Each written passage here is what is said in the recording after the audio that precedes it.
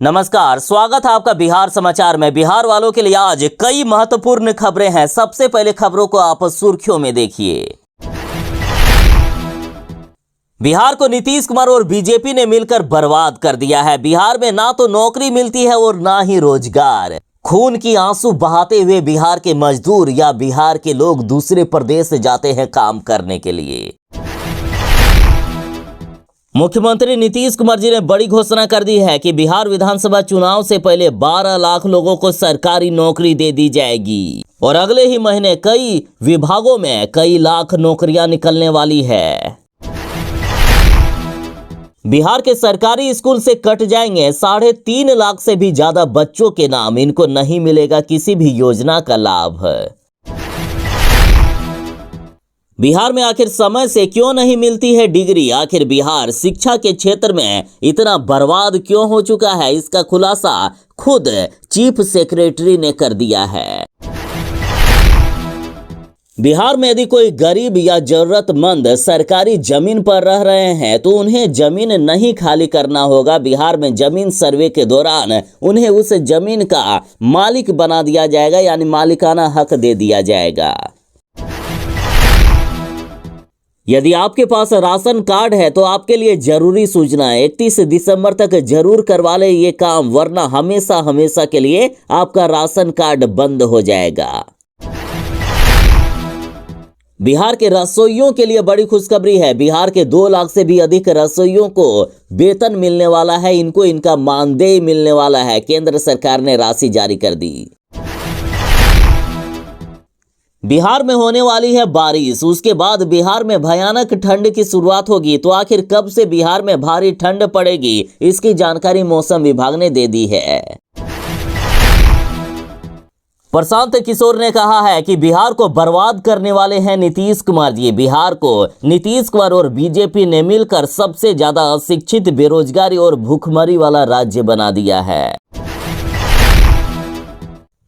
पप्पू यादव ने कहा है कि मोदी की मेरे सामने औकात क्या है? मोदी मेरे सामने खड़े भी नहीं रह सकते हैं। सरकार से ज्यादा मेरे पास पैसा है, मैं हर एक गरीब का इलाज कराता हूं। 13 नवंबर को सुबह 9 बजे प्रधानमंत्री नरेंद्र मोदी जी दरभंगा एम्स का भूमि पूजन कर रहे हैं। बिहार को दूसरे एम्स की बड़ी सौगात मिल चुकी है। बिहार में जो सरकारी नौकरी की तलाश कर रहे हैं उनके लिए बड़ी खुशखबरी है। बिहार में पहली बार विशेष शिक्षकों की बहाली होगी। 7,000 से भी ज्यादा विशेष शिक्षकों की बहाली होने वाली है। तो बिहार की बड़ी खबरों को विस्तार से बात करने से पहले आपसे एक छोटी सी अनुरोध है, कृपया वीडियो को एक प्यारा सा लाइक अवश्य कर दीजिएगा। आपका लाइक करना ही हमारी मेहनत का फल होता है। बिहार के मुख्यमंत्री नीतीश कुमार जी ने बड़ी घोषणा कर दी है कि मैं बिहार विधानसभा चुनाव से पहले 12 लाख सरकारी नौकरियां दे दूंगा। देखिए, मुख्यमंत्री नीतीश कुमार जी ने कहा है कि अगले विधानसभा चुनाव से पहले 34 लाख लोगों को नौकरी और रोजगार मिल जाएगा। वर्ष 2020 में 10 लाख नौकरी और इतनी संख्या में रोजगार देने की बात हमने कही थी। इसमें से 7,17,000 लोगों को नौकरी मिल चुका है। 2025 के विधानसभा चुनाव से पहले 12 लाख को सरकारी नौकरी मिल जाएगी। नीतीश कुमार जी ने कहा कि आप हमारे द्वारा किए गए कामों को भूलिएगा नहीं और इस बार 4 सीटों पर होने वाले उपचुनाव में एनडीए के प्रत्याशियों को विजय बनावें। बिहार में जमीन सर्वे का कार्य चल रहा है। सरकारी जमीन पर जिन लोगों ने कब्जा कर लिया है उनको अब हटाया जा रहा है। साथ ही जो जमीन सरकार रिकवर कर रही है उसे गरीबों के बीच बांटा जाएगा। लेकिन इस बीच सरकारी जमीन पर रहने वालों के लिए बड़ी खुशखबरी है। सरकार ने कहा कि सरकारी जमीन पर जो सालों से बसे हुए हैं ऐसे लोगों को मालिकाना हक दे दिया जाएगा। देखिए, सरकारी जमीन को खाली करके सरकार गरीबों के बीच बांटेगी। लेकिन पहले से ही यदि कोई सरकारी जमीन पर गरीब रह रहे हैं तो उनसे जमीन छीनकर फिर से उनको जमीन और आवास देना ये ठीक नहीं लग रहा है। इसलिए सरकार ने फैसला किया कि बिहार में सरकारी गैर मजरूआ जमीन पर सालों से बस रहे गरीब और जरूरतमंद लोगों को राज्य सरकार मालिकाना हक दे देगी। लेकिन बेवजह सरकारी जमीन पर अतिक्रमण करने वालों को मालिकाना हक नहीं मिलेगा, उन्हें जमीन खाली करवाना होगा। साथ ही बिहार में जिनके पास राशन कार्ड है और वे यदि किसी सरकारी जमीन पर रह रहे हैं तो उन्हें भी मालिकाना हक दिया जा सकता है। देखिए, सरकार ने यह भी कहा है कि गैर मजरूआ जमीन पर जो परिवार पिछले 3 पीढ़ियों से रह रहे हैं उन्हें भी मालिकाना हक दे दिया जाएगा।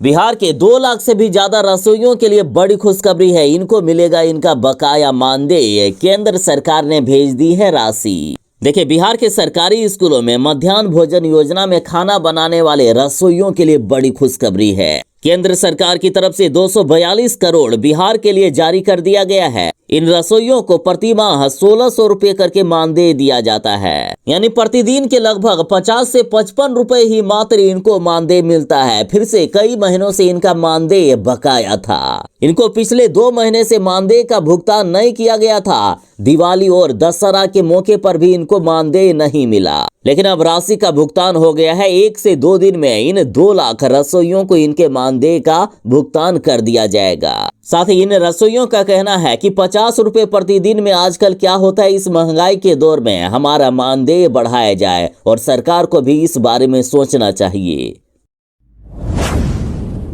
बिहार में रोजगार नहीं है, नौकरी नहीं है। बिहार वालों को मजबूरी में दूसरे राज्य जाना पड़ता है काम करने के लिए। और अभी छठ पूजा में बिहार आए बिहार वासियों का कहना है कि हम भी परिवार के साथ रहना चाहते हैं, हम नहीं जाना चाहते हैं प्रदेश, लेकिन बिहार में रोजगार ही नहीं है। नीतीश कुमार जी और बीजेपी ने मिलकर बिहार को बर्बाद कर दिया है। जरा बिहार के मजदूरों का दर्द देखिए। चाहे किसी को उच्च शिक्षा लेनी हो या फिर नौकरी का तलाश करना हो या फिर काम करने के लिए रोजगार ढूंढना हो, हर काम के लिए बिहार वालों को दूसरे राज्य जाना पड़ता है। बिहार को नीतीश कुमार जी और बीजेपी ने मिलकर इस कदर बर्बाद किया है कि ना चाहते हुए भी बिहार के मजदूरों को दूसरे राज्य काम की तलाश में जाना पड़ता है। मजदूरों ने कहा है कि जब परिवार में बच्चे का चेहरा देखते हैं और काम के लिए दूसरे प्रदेश से जाना पड़ता है तो 56 इंच का मजबूत कलेजा फट जाता है। हम रो रो कर आंसुओं को पोंछकर दूसरे राज्य जाते हैं। अपने बच्चों को यहाँ छोड़कर दूसरे राज्य हम खून के आंसू बहाकर जाते हैं। छात्रों ने कहा कि बिहार में उच्च शिक्षा की स्थिति अच्छी होती तो यहाँ के कॉलेजों में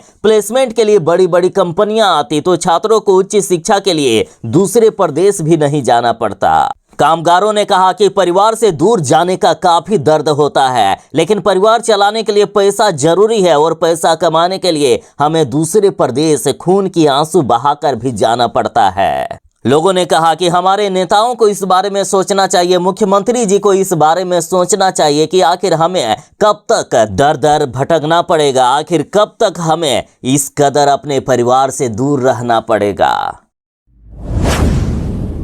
बिहार में जिनके पास राशन कार्ड है उनके लिए जरूरी सूचना, 31 दिसंबर तक करवा लें ये काम, वरना आपका राशन कार्ड हमेशा हमेशा के लिए बंद हो जाएगा। देखिए, बिहार के जिन भी राशन कार्ड धारियों ने अभी तक अपने राशन कार्ड को आधार कार्ड से लिंक नहीं करवाया है या आधार कार्ड का ई-केवाईसी नहीं करवाया है, उनका राशन कार्ड हमेशा हमेशा के लिए रद्द कर दिया जाएगा और भविष्य में कभी भी उनका राशन कार्ड दोबारा नहीं बनेगा। इसलिए जरूर ही केवाईसी करवा लें। ई-केवाईसी करवाने के लिए आपको वसुधा केंद्र या पीडीएस की दुकान पर जाना होगा। पहले केवाईसी करवाने की अंतिम तारीख 30 नवंबर तक थी, जिसे बढ़ाकर अब 31 दिसंबर तक कर दिया गया है। ई-केवाईसी करवाने के लिए आपको राशन कार्ड, आधार कार्ड और मोबाइल नंबर पीडीएस की दुकान में साथ लेकर जाना होगा। और खबर को ज्यादा से ज्यादा शेयर कर दीजिएगा ताकि किसी भी गरीब का राशन कार्ड बंद ना हो जाए। बिहार वालों के लिए बड़ी खुशखबरी है। बिहार में पहली बार विशेष शिक्षकों की नियुक्ति होगी। सरकार ने कर लिया बड़ा फैसला।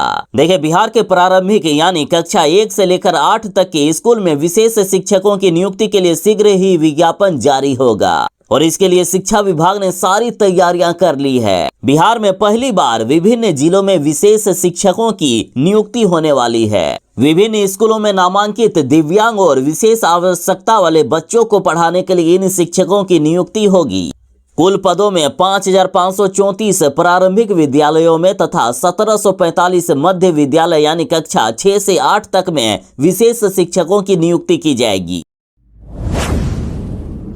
बिहार के सरकारी स्कूलों से कट जाएंगे 3.5 लाख से भी ज्यादा बच्चों के नाम। इनको नहीं मिलेगा किसी भी योजना का लाभ। देखिए, बिहार में अब तक 3,55,700 बच्चों की पहचान कर ली गई है। ये ऐसे बच्चे हैं जो सरकारी स्कूल के साथ प्राइवेट स्कूल में भी अपना एडमिशन कराए हुए हैं। ये पढ़ते तो हैं प्राइवेट स्कूल में, लेकिन सरकारी स्कूल में सिर्फ योजनाओं का लाभ लेने के लिए एडमिशन करा लिए हैं। और अब सरकार ने कहा कि अब इन सभी बच्चों का सरकारी स्कूल से नामांकन रद्द होगा। साथ ही ये सभी सरकारी योजनाओं से भी वंचित हो जाएंगे। पटना जिले की बात करें तो पटना जिले में ऐसे बच्चों की संख्या 9,310 तक है जो प्राइवेट और सरकारी दोनों स्कूल में एडमिशन कराए हुए हैं। बिहार सरकार ने नया फरमान जारी कर दिया। बिहार के इंजीनियरों में मच गया है हड़कंप। बिहार में अब देना होगा इंजीनियरों को शपथ पत्र। देखिए, बिहार के इंजीनियरों पर कई बार ऐसे आरोप लगते हैं कि उनके रिश्तेदार ठेकेदारी करते हैं और इससे इंजीनियर अपने ठेकेदार संबंधी को लाभान्वित करते हैं। और ऐसे भ्रष्ट इंजीनियरों पर लगाम लगाने के लिए नीतीश सरकार ने नकेल कसने की तैयारी शुरू कर दी है। अब सभी इंजीनियरों को शपथ पत्र देना होगा और उसमें से ये कहना होगा कि उनके माँ बाप, पत्नी, बेटा और बेटी में या कोई रिश्तेदार में कोई ठेकेदार है या नहीं है, उसकी पूरी लिस्ट बतानी होगी। विभाग ने कहा है कि इंजीनियर खुद के अलावा अपने अधीनस्थ कार्यरत सभी अभियंताओं से स्टाम्प पेपर पर शपथ पत्र प्राप्त कर 10 दिनों के भीतर विभाग को उपलब्ध करवाए। इंजीनियरों को बताना होगा कि उनके परिवार में कौन कौन ठेकेदार है। बिहार में आखिर क्यों नहीं मिल रही है समय पर डिग्री? बिहार के पूर्व चीफ सेक्रेटरी ने खोल दिया है सिस्टम की पोल।